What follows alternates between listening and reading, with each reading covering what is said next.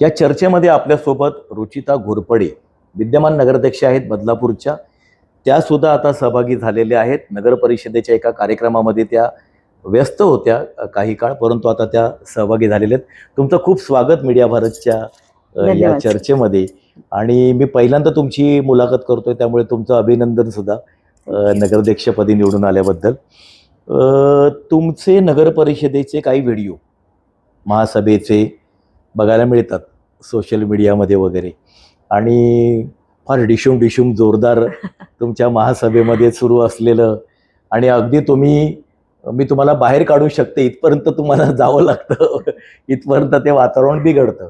पण हे सगळं होत असतं सभागृहांमध्ये, ह्या सगळ्या गोष्टी होतात. परंतु त्या व्हिडिओमधून सदस्यांकडून ऐकायला येणारी जी भाषा आहे ती बऱ्याचदा शिवराळ आणि आक्षेपार्ह असते.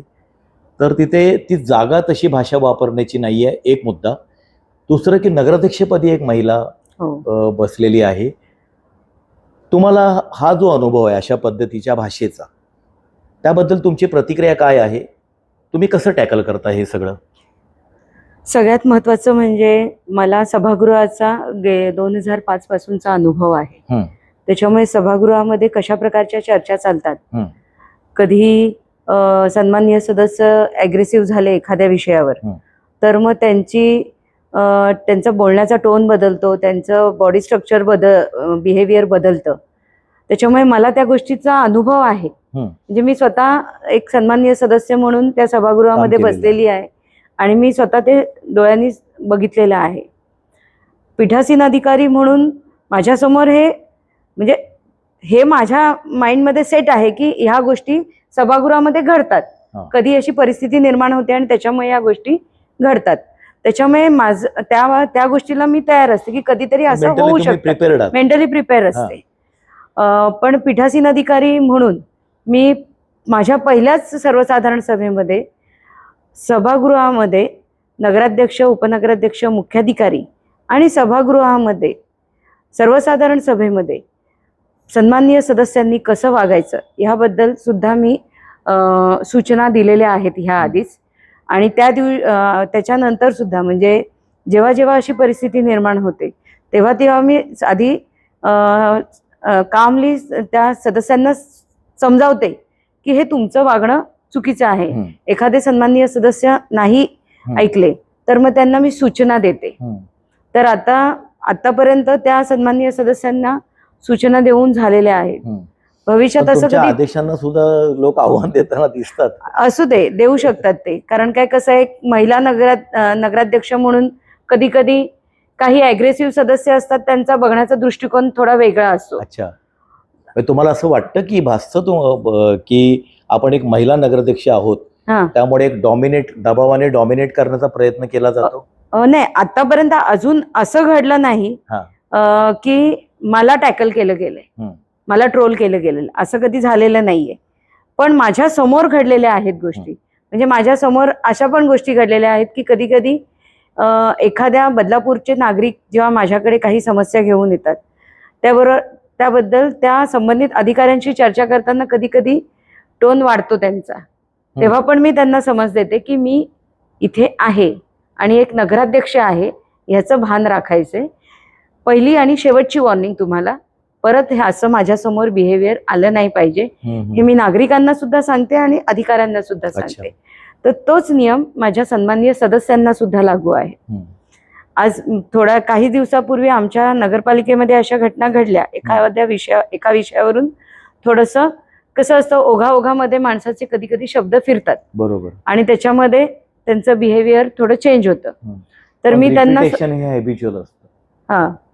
तर कधीतरी घडणं वेगळं असतं, पण एखादी गोष्ट जेव्हा रिपीट होते तेव्हा ती हॅबिच्युअल समजली. येस, मग आता मी ही शेवटची घटना असं धरलेली आहे. ह्याच्या पुढे जर सेम प्रतिक्रिया सेम लोकांकडून जर घडली तर मी नक्कीच ह्याच्यावर काहीतरी धोरणात्मक ऍक्शन पाऊल तुम्ही उचलू शकतो. याच्या पूर्वी कारवाईचं पाऊल उचलण्याच्या आधी सभागृहामध्ये ज्या पद्धतीचं वातावरण चालतं, सदस्य जे वर्तन करतात, भाषा वापरतात, तुम्ही वरिष्ठांकडे किंवा सरकार पातळीवरती काही पत्रव्यवहार वगैरे असं केलाय या संदर्भात? नाही, अजून तरी नाही केला. एक संधी म्हणजे आपण म्हणतो ना 3 चुका माझ्या दृष्टीने 3 तुम्हाला असं वाटतं की असं. सदस्यांनी स्वतःहून वर्तन बदलावं. हा, ही तुमची कारण काय इच्छा कसं आहे. आहे, जे मिसबिहेव होतंय हम्म, ते अनुभवी सदस्यांकडून झालेलं आहे. हम्म, म्हणजे आमचे जे नवीन सदस्य आहेत हम्म. दोन्ही पक्षाचे, ते सगळे भांबावून गेले होते की हा काय प्रकार होता, बरं. असं झालेलं. आणि पण त्यांच्यासाठी तो पण ते message पण सगळेजण पोचत माझ्याकडे होता पण बघत होते तो. होय. की मॅडमचं काय रिॲक्शन आहे. हा. तर ते सगळे सरप्राईज झाले की मॅडम तुम्ही एवढ्या काम कशा राहिल्या. मी म्हटलं अगं मला माहिती आहे, म्हणजे महिला नगरसेविकांना सांगते मी की म्हटलं अगं मला ह्या गोष्टीची सवय आहे आणि मी हे सगळं बघितलेलं आहे. कारण का 2005 पासून म्हणजे मागील मी 2 टर्म नगरसेविका होती आणि 2 टर्म मी नगरसेविका नसताना सुद्धा सामाजिक क्षेत्रामधून कधी पाऊल मागे घेतलं नाही. अच्छा. ह्यांच्या घोरपडे साहेबांच्या खांद्याला खांदा लावून मी माझं काम करत केलेलं आहे. राहिलेलं आहे. मी तुम्हाला त्याच्यामुळे- थेट प्रश्न एक विचारतो. हा. तुम्ही असं म्हणालात की संधी देणं आपलं काम आहे आणि गरज जर लागली तर कारवाईचं पाऊल उचलावं लागेल. मिसबिहेविंग साठी सुद्धा डिस्क्वालिफिकेशनचे प्रोव्हिजन्स आहेत, येस. नगर परिषद कायद्यामध्ये वगैरे आहेत. अशी जर वेळ आली कधी तुम्हाला वाटलं की हे असह्य होतंय, तुम्ही असं पाऊल उचलाल? नक्कीच नक्कीच त्याच्याबद्दल कधी विचार करणार मी. अजून केला नाहीये, पण जर गरज लागली, काळाची तर गरज तुम्ही आपण म्हणतो, मागे पुढे हटणार नाही. नाही. कारण बरं, काय ठीक कसं आहे, वारंवार असं घडत राहणं हे पण योग्य नाही. सभागृहाचा अवमान होणं, सतत अवमान होणं हे पण योग्य नाही. ठीक आहे. आणि कारण काय प्रत्येक गोष्टीला, प्रत्येक कृतीला अन्सरेबल नगराध्यक्ष किंवा पीठासीन अधिकारी असतो. आज त्या दिवशी जेव्हा आमची परत सभा तहकूब होऊन परत सभा झाली, सभा शांततेत पार पडली, पूर्ण झाली. पण थोडंसं काय असतं की जे झालं बिहेवियर ते इगो हर्ट झाल्यासारखं झालं आणि मग आपली माणसं बोलवून थोडा नगरपालिकेच्याच आवारामध्ये हो, प्रिमायसेस मध्येच असं घडणं योग्य नाही. म्हणून मग मी स्वतः ह्यांना कोणाला माहितीच नाही. सगळेजण माझ्या कार्यालयामध्ये येऊन बसलेले. मी गपचूप बाहेरच्या बाहेर खाली उतरली आणि समोरचे सन्माननीय सदस्य होते की ज्यांना जे ॲग्रेसिव्ह झालेले होते त्यांना मी विनंती केली की तुमचं, मला एकतर सभागृहामध्ये जे घडलं ते मला मान्य नाही, मला बिलकुल पटलेली नाही ही गोष्ट. आणि माझ्याशी चर्चा करताना आपापसात एकमेकांनी कोणीच चर्चा करायची नसते. तर समोरचा सन्माननीय सदस्य जर मला एखादी गोष्ट सांगतोय तर मी ती ऐकून घेणार, त्यांचं बोलून जाण्यावर तुम्ही बोलायचंय असा नियम सांगतो. तर तसं घडलं नाही. तर त्याच्यानंतर हे सभागृह नगरपालिकेच्या आवारामध्ये जर तुम्हाला काही अनुचित प्रकार करायचे असले तर ते सुद्धा योग्य नाही. नगरपालिकेच्या आवारात जर काय घडलं तर त्या गोष्टीला पण आन्सरेबल मी आहे. त्याच्यामुळे त्यांना सगळ्यांना मी विनंती केली, तुम्हाला जर काय करायचं असेल तर तुम्ही ह्या नगरपालिकेच्या आवाराच्या बाहेर जा, तिकडे मी तुम्हाला रोखायला येणार नाही. पण माझ्या नगरपालिकेच्या आवारात एक नगराध्यक्ष म्हणून माझं आद्य कर्तव्य आहे याचा सन्मान राखणं. त्याच्यामुळे कोणाकडूनही काही मिसबिहेव किंवा इथे अनुचित प्रकार काही घडू नये ह्या गोष्टीची काळजी मला घेणं आहे.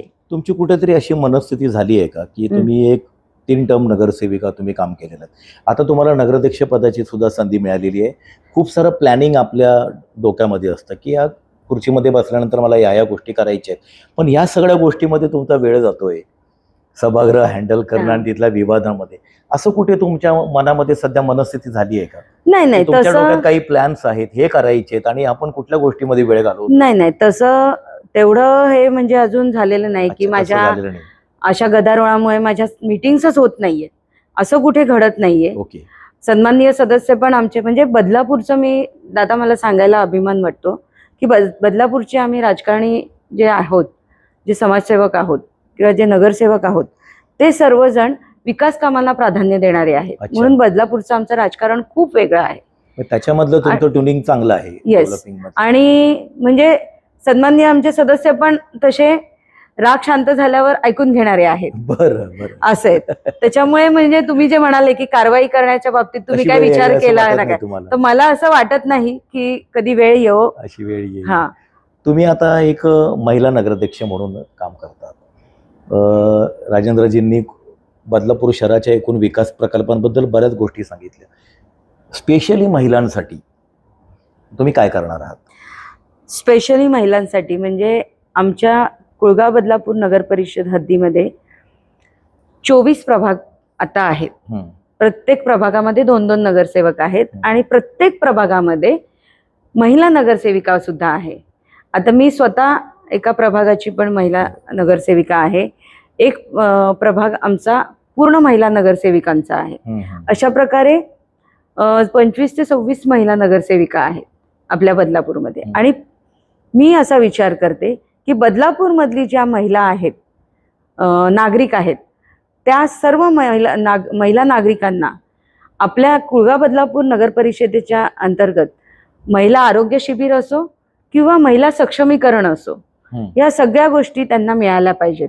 सर्व प्रभागांमध्ये हे उपक्रम राबवले गेले पाहिजेत. त्याच्यासाठी आम्ही खास करून 2.75 करोडची तरतूद महिला बाल विकास समितीमध्ये केलेली आहे. येस, म्हणजे कुठल्याही प्रभागामध्ये आपला उपक्रम राहिला गेला नाही पाहिजे. ओके, असं ह्या मागचा मानस आहे. सक्षमीकरणाच्या कामासाठी स्वतंत्र निधी देणार. Yes yes. मला तुम्हाला आणखी एक अलीकडचा एक प्रश्न विचारायचा आहे की बिअर शॉपच्या बाहेर जे लोक तिथेच उभं राहून पितात, त्यांच्यावर तुमचा एवढा राग काय आहे की तुम्ही डायरेक्ट त्यांना बाहेर जर प्यालात तर तुमचं लायसन्सच आम्ही मी जेव्हा खुर्चीत बसली 29 डिसेंबर 2025 ला मी माझा पदभार स्वीकारला, त्यानंतर माझ्याकडे अनेक तक्रारी येत राहिल्या. अच्छा, की असा काही प्रभाग आहे की जिथे बिअर शॉप आहेत, दारूची दुकानं आहेत आणि त्याच्या बाहेरच लोक दारू मद्यपान करायला बसतात आणि तिथून ये जा करणारे नागरिक आहेत, सर्वसामान्य नागरिक आहेत, महिला वर्ग आहे, जे कामावरून येतात, बाजारातून येतात. तर अशांना तिथून चालताना थोडंसं इन्सिक्युअर फील होतं की दारू पिणारा माणूस आपल्याकडे कुठल्या नजरेने बघतो. आणि दारू पिणाऱ्या माणसांची शेवटी आपल्याला माहिती आहे की कसं बिहेवियर असतं. तर बऱ्याचशा अशा माझ्याकडे गेले 4 महिने तक्रारी येत आहेत. मग आता मागच्या आठवड्यात सुद्धा अशी घटना घडली की कात्रप येथील एका बिअर शॉपच्या बाहेर मद्यपान चालू होतं आणि पोलिसांनी रेड टाकली. अच्छा, तिथे आणि तिथे आरोपींना पकडलं, मद्यपान करणाऱ्यांना पकडलं.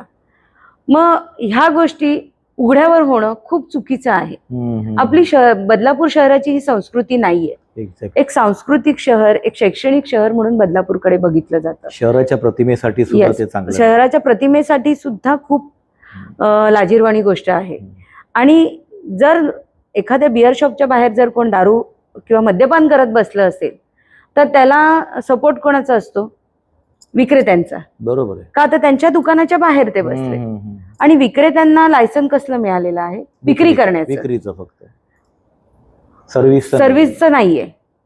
मग असं सारखं घडत आहे. त्यांना वॉर्निंग देऊन पण ते ऐकत नाहीयेत. पोलीस सुद्धा पेट्रोलिंग करत आहेत.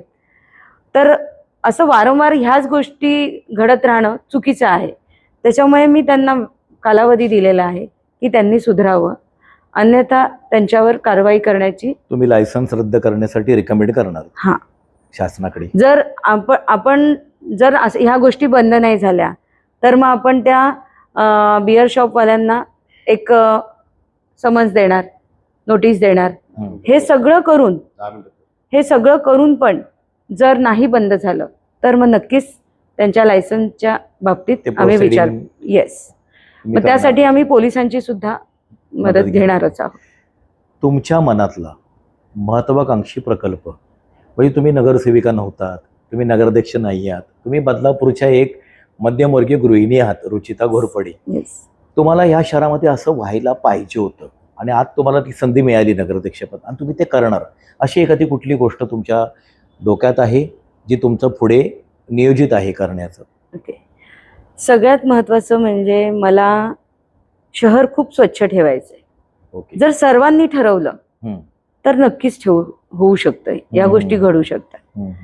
कारण काय, एवढं चांगलं सुशिक्षित शहर आहे पण जर तिथे कचरा जागोजागी जर कचरा दिसत असेल.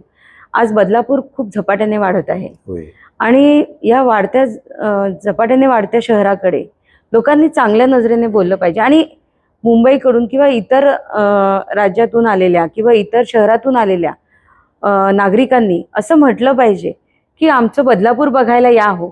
अच्छा, म्हणजे मी बोलण्याच्या आधी नागरिकांनीच बोललं पाहिजे. ओके. तर ते सगळ्यात प्रामुख्याने स्वच्छतेच्या बाबतीत मी प्राधान्य देईन. महिला सक्षमीकरणाच्या बाबतीत माझं नेहमीच पाऊल पुढे असतं. आज महिला उद्योजिकांचे ग्रुप माझ्याशी जुडलेले आहेत, म्हणजे मी तयार केलेले आहेत. जवळजवळ 1,500 ते 2,000 महिला उद्योजिका माझ्याशी जुडलेल्या आहेत आणि अच्छा. विविध ठिकाणी प्रदर्शन आणि बॅकअप विक्रीचं देताय का? येस येस, त्यांना मी सपोर्ट करते. सुरुवातीला मी महिला बचत गट तयार करून त्यांना सपोर्ट दिला. त्याच्यानंतर ह्या महिला उद्योजिका म्हणून त्यांना मी सपोर्ट करते. असे उपक्रम राबवत आहे ज्यांना आता माझी फक्त एकच गोष्ट राहिलेली की महिलांना घरी काम देणं. हे एक स्वप्न आहे माझं आणि घोरपडे साहेबांचं स्वतःचं, की एकही महिला अशी वंचित राहिली नाही पाहिजे. Work from home. Yes, work from home किंवा असं. तर असं आहे. त्याचबरोबर आपल्या शहर एक सांस्कृतिक बदलापूर अशी जी ओळख आहे बदलापूरची, मग या ठिकाणी नाट्यगृह असो, सांस्कृतिक भवन असो, क्रीडा क्षेत्रामध्ये सुद्धा आपलं बदलापूर खूप अग्रेसिव्ह आहे. आमचं बदलापूर छोटंसं बदलापूर जिमखाना आहे माझ्या प्रभागामध्ये. त्या जिमखान्यामुळे आज मला ह्या थेट निवडणुकीच्या रिंगणामध्ये लोकांनी पहिली पसंती दिली असं म्हणायला हरकत नाही. तसेच स्पर्धा परीक्षांचं केंद्र आम्ही उभं केलेलं आहे. त्याच्यासाठी त्यातून पण बरेचसे MPSC, UPSC, CA, CS चा अभ्यास करून मुलं पुढे जात आहेत. म्हणजे जी मुलं इथे खेळाच्या क्षेत्रात असो किंवा अभ्यासाच्या क्षेत्रात असो प्रशिक्षण घेत आहेत ती खरंच बदलापूरचं नाव खूप उंचावत आहे. तर अशा प्रकारचे जे छोटे प्रोजेक्ट आम्ही आमच्या प्रभागात राबवलेत तसे मोठ्या स्वरूपाचे प्रोजेक्ट आपल्या शहराच्या विकासासाठी राबवायला हवे असं मला वाटतं. तसेच वाहतुकीच्या संदर्भात आपल्या शहरामध्ये नियोजनबद्ध काम व्हायला हवं वाहतुकीच्या संदर्भात. कारण काय आता असं झालंय की सगळ्यांनाच बाजारपेठेमध्ये जागा हवी आहे आणि आपली बदलापूरची बाजारपेठ नाही म्हटलं तरी छोटी आहे. तर मग त्याच्या बाबतीत हॉकर्सच्या बाबतीत आम्ही नियोजन केलेलं आहे. वाहतुकीच्या बाबतीत रिक्षावाल्यांच्या बाबतीत अजून नियोजन बाकी आहे. हॉकर्सचे नियोजन झाल्यानंतर आम्ही त्याच्याबद्दल सुद्धा प्रत्येक युनियनशी बोलून एक ठराविक क्रायटेरिया आखणार आहोत. तेच आहे. त्याच्यानंतर शहर स्वच्छ राहण्यासाठी खास करून मी प्लास्टिक बंदी अवलंबली आहे. म्हणजे मी प्रत्येक जण मला म्हणाला, आज माझ्या बदलापूरच्या अधिकाऱ्यांनी असो, कर्मचाऱ्यांनी असो आणि खास करून बदलापूरच्या व्यापाऱ्यांनी असो मला साथ दिलेली आहे. आणि तुम्ही बघा बदलापूरमध्ये तुम्ही कुठेही जा तुम्हाला प्लास्टिक देणार नाही ते सांगतात. आमच्या घोरपडे मॅडमनी प्लास्टिक बंद केलं. आगरवाडीमध्ये एका दुकानाबाहेर फलक लावलेला बघितला. येस, की प्लास्टिक बंदी आहे. येस, कृपया करून आपण कापडी पिशवी घेऊन या. आणि सगळ्यात महत्वाचं म्हणजे काही ठिकाणी जिथे प्लास्टिकची गरज भासतीये की तिथे कागदी आणि कापडी पिशवीचा पर्याय चालू शकत नाही. उदाहरणार्थ मच्छी बाजार असो आणि दूध विक्रेते असो, अशा ठिकाणांसाठी आम्ही काहीतरी वेगळं ठोस पर्याय शोधतोय. हे बायोडिग्रेडेबल जे प्लास्टिक आहे ज्याचं विघटन होतं त्याचा आम्ही विचार करत आहे. अजून फायनलाइज नाही केलंय पण नक्कीच त्याचा विचार करू. जिथे गरज आहे तिथेच त्या देणार. जिथे गरज नाहीये म्हणजे त्या आल्या म्हणून अख्ख्या बाजारात त्या दिसल्या नाही पाहिजे अशी माझी लोकांना आव्हान असणार आहे. म्हणजे नाही तर प्लास्टिक बंदी केली आणि त्या सगळ्या प्रत्येकाकडे दिसायला लागल्या तर म्हणजे ते काय लगेच एका दिवसात ते विघटन त्याचं होणार, त्याचं पण विघटन होणार नाहीये. त्याच्यामुळे जी प्लास्टिक बंदी मी लागू केली आहे ती कंपल्सरी राहणारच आहे. आणि ह्या ज्या बायोडिग्रेडेबल ज्या पिशव्या आहेत त्या सुद्धा जिथे अत्यावश्यक आहेत तिथेच दिल्या जाणार, बाकी सर्व ठिकाणी नाही अलाउड करणार नाही असे. आणि त्याच संदर्भात मी माझ्या महिला बचत गटाच्या महिलांना आव्हान केलेलं आहे की ज्यांनी शिलाई मशीनचं काम प्रशिक्षण घेऊन शिकलेले आहेत त्यांनी पिशव्या बनवायला सुरुवात करा, जेणेकरून तुम्हाला मार्केट आम्ही मिळवून देऊ. म्हणजे तुमचं मार्केट बदलापूरच राहील आणि बदलापूरच्या व्यापाऱ्यांना पण जी कागदी पिशवी कापडी पिशवी हवी आहे ती तुमच्याकडूनच अवेलेबल होईल. मानदेशी फाउंडेशन आहे इथलं रायगड जिल्ह्यातलं, तर खरी त्यांचं सातारा जिल्हा मेन ब्रांच आहे. रायगड जिल्ह्यामध्ये कामोठा येथे त्यांचं ब्रांच आहे. तर तिथले जे प्रशिक्षक आहेत ते आमच्या बदलापूरमध्ये येतात आणि 2-3 दिवसापूर्वीच त्यांनी कागदी पिशव्या बनवायचं प्रशिक्षण शिबिर इथे घेतलं आणि महिलांनी खूप छान प्रकारे त्याचं उपभोग त्याला घेतलेला दिलाय. आहे. म्हणजे आपण डिमांड जशी असेल त्याप्रमाणे सप्लाय होऊ शकतो. आता जेव्हा मी पहिल्यांदा प्लास्टिक बंदी केली तेव्हा सगळे व्यापारी म्हणायला लागले की 120 मायक्रॉन मिळत नाहीये, कुठेच नाही मिळते. मी म्हटलं तुम्ही मागणी करा, नाही मिळालं तर मला सांगा. अच्छा. मिळायला सुरुवात झाली. सगळे म्हणायला लागले ह्या शहरात बंद नाहीये, त्या शहरात बंद. मी म्हटलं मी फक्त माझ्या बदलापूर पुरता विचार करते, मला इतर शहरांचं काही सांगू नका, मला माझं बदलापूर स्वच्छ ठेवायचंय. आणि प्लास्टिकमुळे टॉवर सारखे मोठे मोठे डोंगर उभे राहिलेले आहेत आणि जिथे हे डम्पिंग ग्राउंड आहे तिथल्या आसपासच्या परिसराला किती त्रास होतोय ते तुम्ही एकदा जाऊन तिथे अर्धा तास थांबून बघा तिथे की त्या गोष्टीचा तिथल्या लोकांना किती त्रास होतोय. पण ते डोंगर आपल्या चुकीमुळेच तयार झालेले आहेत. आज ओला कचरा असेल तर त्याची खत निर्मिती लगेच होणार आहे. मग ह्या विघटित न होणाऱ्या वस्तूंमुळे जर ते डोंगर तयार होणार असतील तर आपण नक्कीच ह्याच्याबद्दल वेगळा विचार केला पाहिजे. आपल्याकडे हे सिंगल यूज प्लास्टिक किंवा प्लास्टिकचं विघटन किंवा रिसायकलिंग अशी एक संस्था आहे बदलापूरची, विवेकानंद केंद्र म्हणून, बदलापूरचीच आहे. हा, ते लोक हे प्लास्टिक कलेक्ट करतात आणि जिथे सायकल होतं त्या ठिकाणी ते नेऊन देतात. अच्छा. म्हणजे त्यांनी ते सुद्धा मला अप्रोच झाले की आपण हे करूया. थोडक्यात तुम्ही कायद्याची अंमलबजावणी सुद्धा करतात. येस. आणि तुम्ही लोकांना पर्याय सुद्धा येस उपलब्ध करून देतात. हे खूप महत्त्वाचं काम आहे.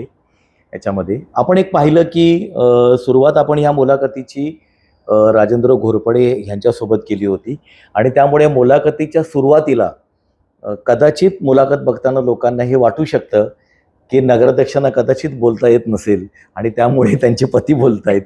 परंतु आपण मुलाखतीच्या दुसऱ्या टप्प्यामध्ये पाहिलं आहे की रुचिता घोरपडे जेव्हा ह्या चर्चेमध्ये सहभागी झाल्या तर त्यांनी सगळ्या प्रश्नांना, म्हणजे काही काही गुगली टाकण्याचे सुद्धा मी प्रयत्न केले, तर त्या सगळ्या प्रश्नांना खूप ठामपणे, खूप ठोसपणे, खूप व्यवस्थितपणे त्यांनी उत्तरं दिलेली आहेत.